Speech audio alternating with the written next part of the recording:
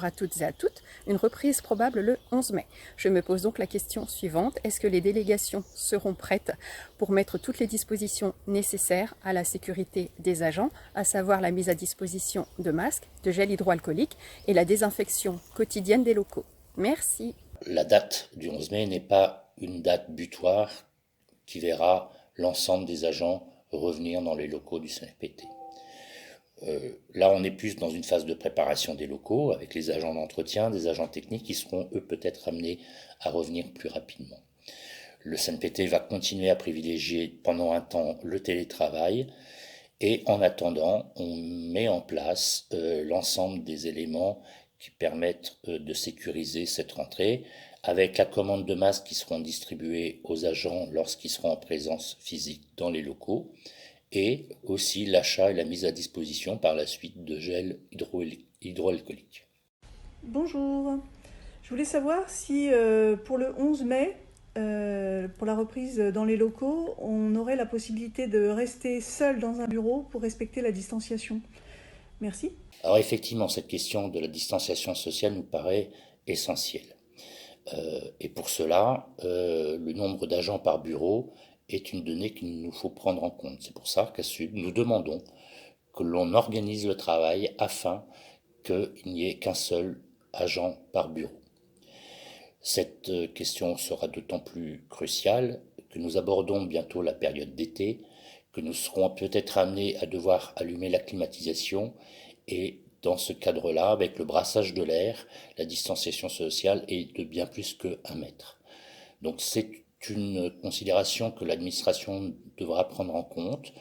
Dans les questions que nous leur avons posées, pour l'instant, nous n'avons pas eu réellement de réponse satisfaisante et donc nous continuerons à porter cet élément-là, notamment lors du prochain CHSCT.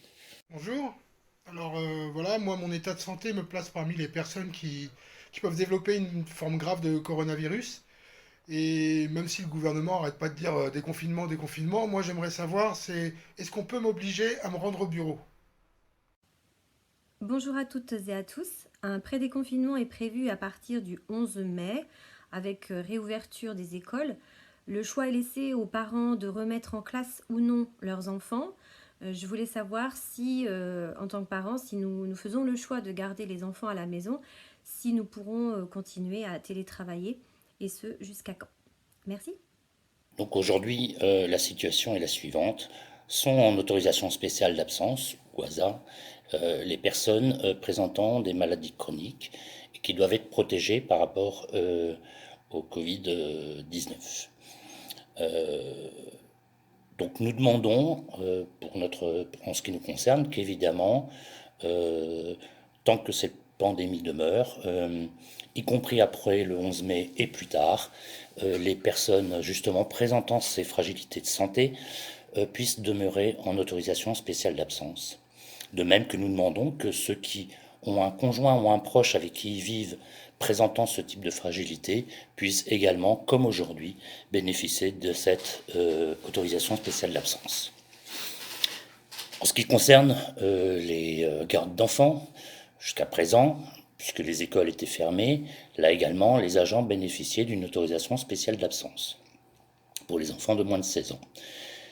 Étant donné les conditions de reprise pour les écoles, les tergiversations du gouvernement et la crainte légitime que peuvent éprouver les parents à envoyer leurs enfants à l'école dans ces conditions, nous demandons, puisque pour l'instant cette rentrée sera normalement facultative, que les agents qui souhaitent garder leurs enfants à la maison, parce qu'ils ne veulent pas qu'ils aillent à la cantine, parce que les garanties ne sont pas suffisantes pour préserver leur santé et celle de leurs enfants, puissent également obtenir ces autorisations spéciales d'absence.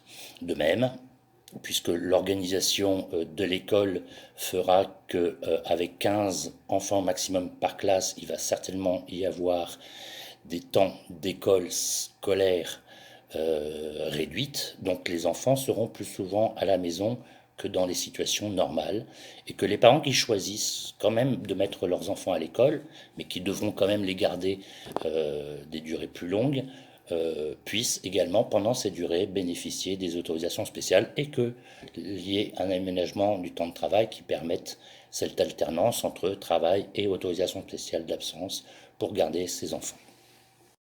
Salut, je n'ai pas les moyens techniques de télétravailler.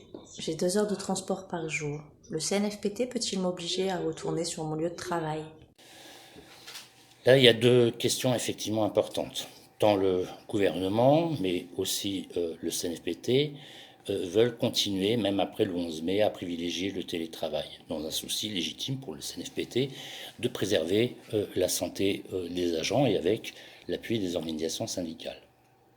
Cependant, aujourd'hui, tout le monde n'a pas l'équipement nécessaire pour pouvoir télétravailler. Et donc aujourd'hui se trouve légitimement en autorisation spéciale d'absence. Mais après le 11 mai, que se passera-t-il? Obligera-t-on, comme la question est posée, ces personnels à se rendre physiquement dans les locaux du CNFPT, quitte à prendre des transports en commun bondés, avec un risque important d'attraper la maladie? Et là, il y aurait en plus une rupture d'égalité, puisqu'on aurait d'un côté ceux qui sont en télétravail parce qu'équipés et ceux qui n'ont pas l'équipement qui seraient obligés de faire le déplacement. Donc dans tous les cas, nous demandons qu'il y ait un équipement généralisé des agents que l'on souhaite mettre en télétravail et, si ça n'est pas possible, que dans l'attente de cet équipement, ces personnes soient mises en autorisation spéciale d'absence pour ne pas être obligées de prendre des transports en commun avec les dangers que cela suppose.